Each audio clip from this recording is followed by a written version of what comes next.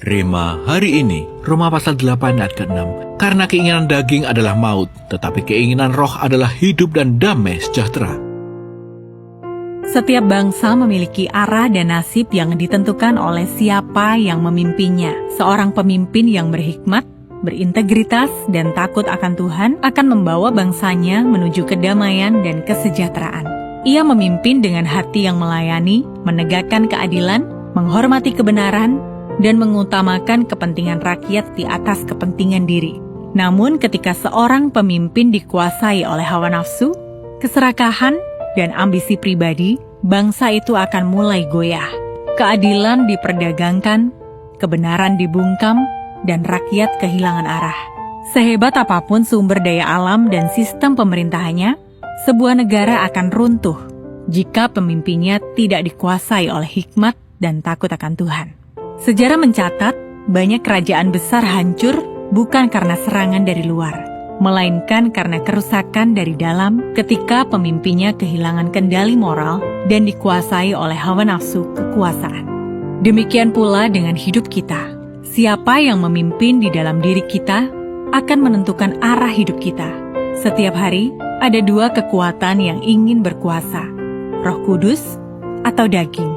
Ketika Roh Kudus memerintah hati kita, maka hidup kita akan menghasilkan buah roh, kasih, sukacita, damai sejahtera, kesabaran, dan kebaikan. Hidup kita menjadi terang bagi orang lain. Namun, jika daging yang berkuasa, hidup akan menjadi kacau. Hubungan rusak, damai sejahtera hilang, dan hati dikuasai kekosongan, meski tampak berhasil di mata manusia. Karena itu, mari memilih untuk hidup di bawah kuasa Roh Kudus. Biarlah Dia yang memimpin langkah kita setiap hari, agar hidup kita dipenuhi oleh damai sejahtera dan menghasilkan buah yang memuliakan Tuhan.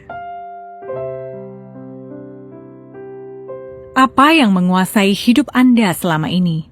Apa tanda bahwa Anda sedang hidup dikuasai oleh daging? Dalam situasi apa Anda paling sulit menyerahkan kendali kepada Roh Kudus? Mengapa Anda perlu melatih diri untuk hidup dikuasai Roh Kudus? Dan apa yang Anda lakukan untuk terus hidup dikuasai Roh Kudus? Bapa, terima kasih atas firman-Mu pada hari ini. Ampunilah kami apabila selama ini kami hidup dikuasai oleh kedagingan kami. Mampukan kami untuk senantiasa hidup dikuasai Roh Kudus, sehingga hidup kami boleh berjalan seturut dengan kehendak-Mu. Di dalam nama Tuhan Yesus, kami berdoa. Amin.